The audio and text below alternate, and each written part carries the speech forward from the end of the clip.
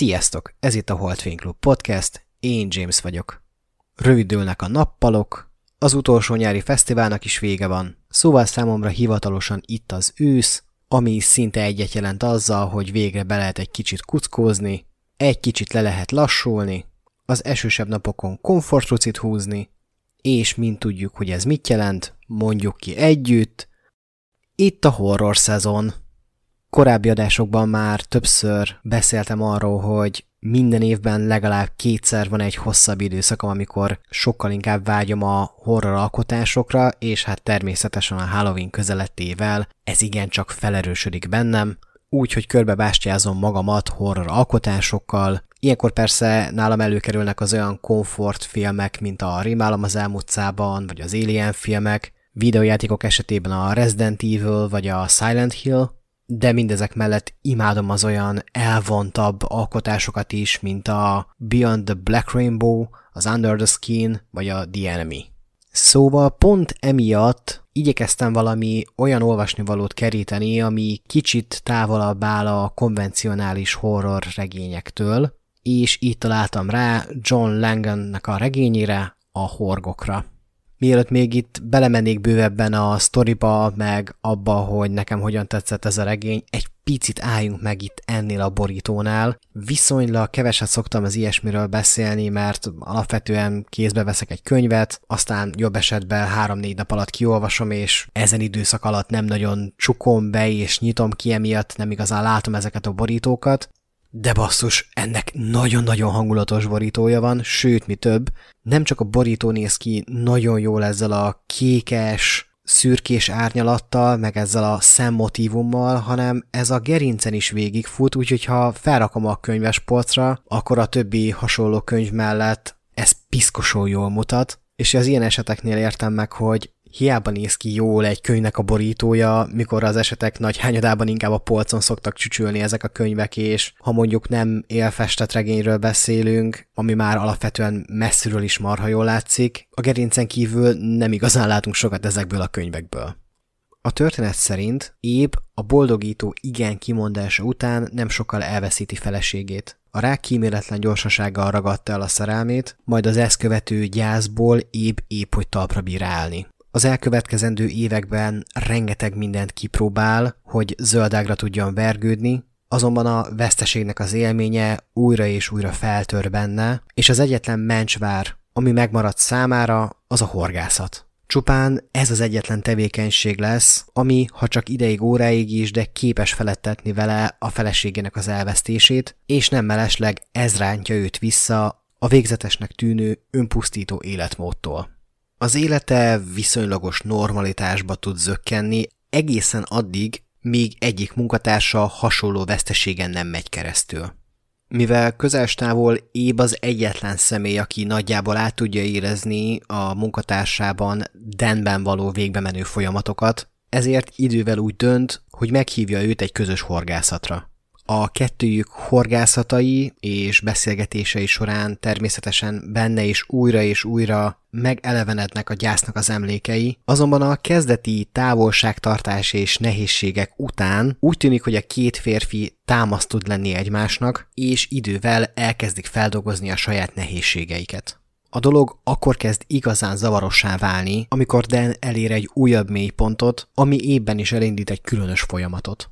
Különös álmokat kezd látni. A horgászatok során, mintha látni vélne valamit az erdőben, furcsa neszeket és suttogásokat vél hallani a vízparton, és a feleségéről őrzött emlékek is egyre inkább felszíre törnek. Szóval úgy döntenek, hogy újra pecabotot ragadnak, és ellátogatnak a Dutchman's Creekhez, ami egy igencsak érdekes horgász helyszín, amit a térképen is alig lehet megtalálni.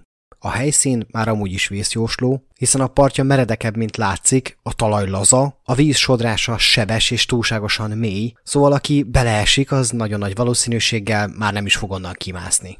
Természetesen az ilyen helyeknek is megvan a maga legendáriuma, így ennek a helynek is megvan a maga kis kísértett története.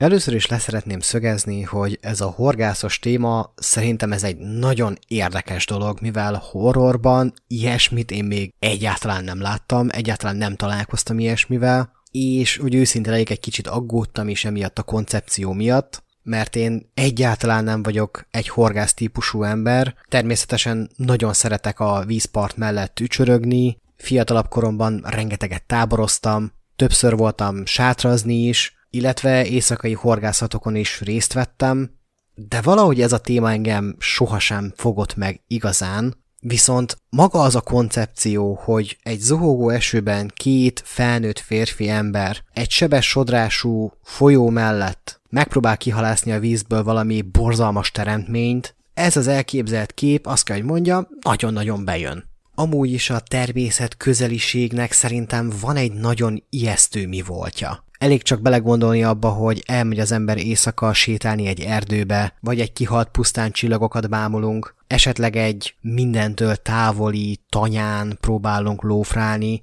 Egyszerre van valamiféle megnyugtató, békés kisugárzása, de ebben a felfokozott, felgyorsult világban ez a fajta csend szerintem nagyon-nagyon hátborzongató. Ráadásul itt van nekünk ez a két karakter, aki a saját démonaival is küzd ezzel párhuzamosan. Azt gondolom, hogy ez az elképzelés egy nagyon érdekes történetet tud előrevetíteni. És a helyzet az, hogy ez így is van.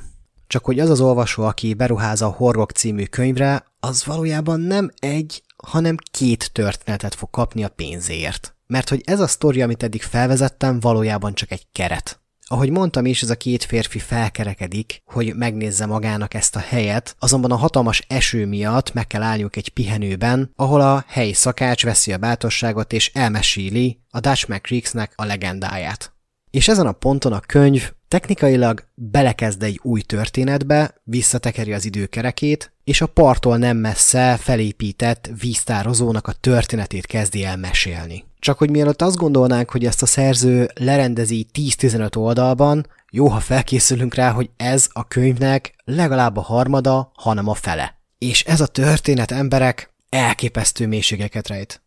Egy rendkívül hangulatos és nagyon részletes történetet fogunk kapni, ami tele lesz Lovecrafti elemekkel. És ahogy azt kell, az ezzel járó hangulatot is meg fogja teremteni nekünk John Langan, nem mellesleg egy kicsit megelevenítve Lovecraftnak a stílusát is. Ahogy azt mondtam korábban is, fiatalabb koromban rengeteg táborban voltam, és minden egyes évben volt egy ilyen kísértett história. Emlékszem, az egyik évben a szállásunktól nem messze volt egy emlékpad. Tudjátok, ezek azok a padok, amiben belegravírozzák valakinek a nevét valakinek az emlékére, és az idősebb srácok azzal ijesztegették a lányokat, hogy éjfélkor, aki arra lófrál, annak a szelleme megelevenedik a padon, és lehet látni, amint ott ő üldögél. Egy másik évben a szállásunktól nem messze található erdőben elveszett gyereknek a történetét mesélték el az idősebb gyerekek, egy másikban egy elhagyatott horgászkunyhónak a sztoriát adták elő, és mindegyikben az volt a közös, hogy a tábortűz mellett mesélték el ezeket a sztorikat, és megvolt a megteremtett hangulata ennek az egésznek. Ez a regény ebből a szempontból nagyon hasonlóan épül fel. A szerző a sztorinak az első harmadában a karakterek bemutatásával, illetve az egész milliónek a megteremtésével létrehozza ezt a hangulatot. Mi olvasók, amikor elkezdünk belépni ebbe az elmesélt világba, pontosan ugyanolyan tátott szájjal fogjuk befogadni ezt a történetet, mint ahogy a szereplők maguk is. És persze, annak idején mi is úgy álltunk föl a tűz mellől, hogy persze ez egy baromság, de azért mégiscsak foglalkoztatott minket, és így van ez ebben a sztoriban is. Az elmesélt történet nagyon hihetetlen, de mégis a karakterek elméláznak azon, hogy mennyi igazságtartalma lehet ennek az egésznek, és bármekkora is nagy hülyeségnek tartják, azért ott motoszkál bennük. Az a kérdés, hogy mi van, ha mégis? A könyvnek ez a fajta hangulatteremtése az egyik legnagyobb erőssége.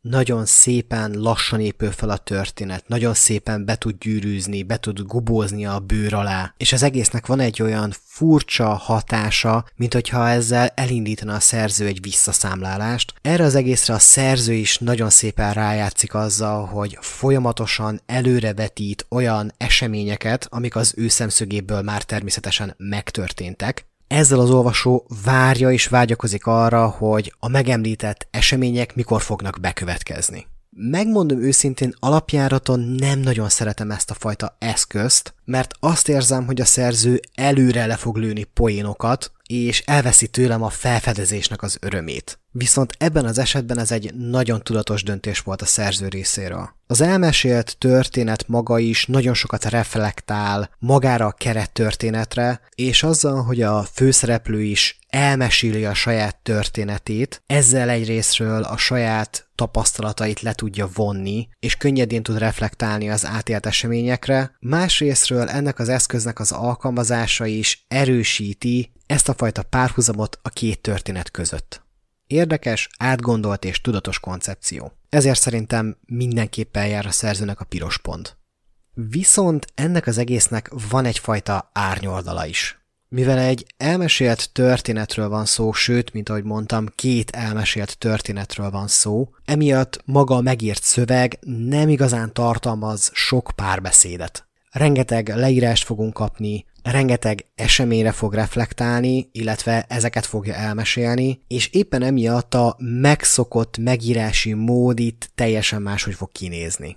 Ezt a dolgot a Fiúk a völgyből című regény kapcsán is pedzegettem, hogy a feszültség fokozásnak, a feszültség teremtésnek ezt az eszközét én annyira nem szeretem, sokkal inkább preferálom azt, amikor én együtt élem meg a szereplőkkel a borzalmakat, viszont mivel itt egy átgondolt koncepcióról van szó, sokkal könnyebben tudok túllendülni ezen a problémámon, de az, hogy ki mennyire tudja befogadni ezt a koncepciót, nagyban meghatározza azt is, hogy mennyire fog tetszeni neki ez a regény. A másik hatalmas nagy erénye ennek a regénynek, ahogyan bemutatja a gyásznak a folyamatát. Nagyon erős és nagyon komoly tanulságokat von le maga a szerző erről az egész folyamatról. Nagyon érdekes megvilágításba helyezi azt, hogy gyász és gyász között is óriási különbség van. És azt is remekül bemutatja, hogy egy gyász folyamat nem biztos, hogy valaha le fog záródni egy-egy emberben, mert a veszteségeknek az élménye bármikor rátörhet a gyászolóra, és csak az a kérdés, hogy mennyire van felvértezve eszközökkel, hogy szembe tudjon ezzel nézni. A könyvnek az egyik, hanem a fő motívuma a veszteségeknek a feldolgozása, illetve a lehetetlen utáni vágyakozás.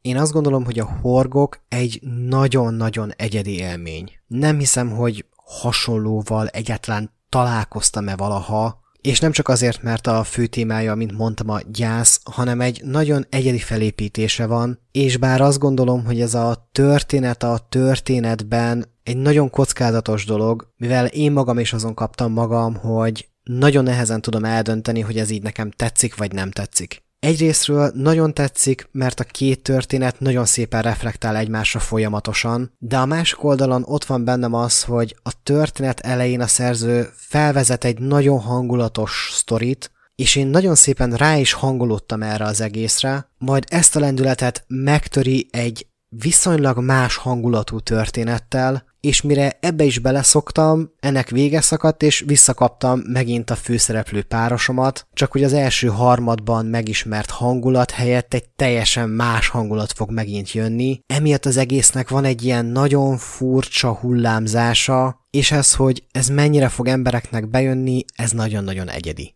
És ahogy az értékeléseket is nézem, valakinek ez nagyon-nagyon bejön, és valakinek meg egyáltalán nem.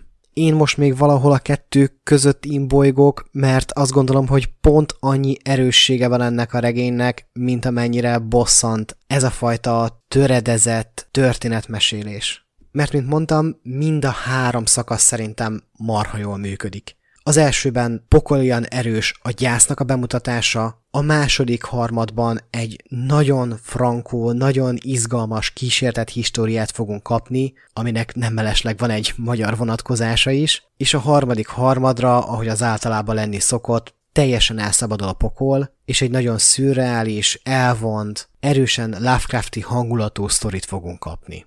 Én nem bántam meg, hogy elolvastam, mert ahogy mondtam is egy nagyon-nagyon egyedi élmény, de azt gondolom, hogy mindenkinek érdemes tisztába lenni azzal, hogy mire fog befizetni ezzel a könyvvel kapcsolatban. Én nagyon kíváncsi vagyok, hogy ti hogy álltok ehhez a könyvhöz, és ha van valamilyen táborozós kísértett históriás tapasztalatotok, ezt is bátran megírhatjátok a komment szekcióba, és hogyha tetszett nektek ez az adás, akkor iratkozzatok fel bátran, és ha igazán jó fejek vagytok, akkor akár meg is oszthatjátok ezt az adást. Amennyiben Spotify-on hallgatsz minket, akkor bátran kövess be, és ha már ott vagy, akár 5 csillaggal is értékelhetsz minket. Ha végighallgattad, mindenképpen jár a pacsi, én várlak vissza benneteket egy későbbi adásban, addig is olvassatok sokat, és természetesen fogyasszatok sok horror alkotást, borzongjatok sokat, sziasztok!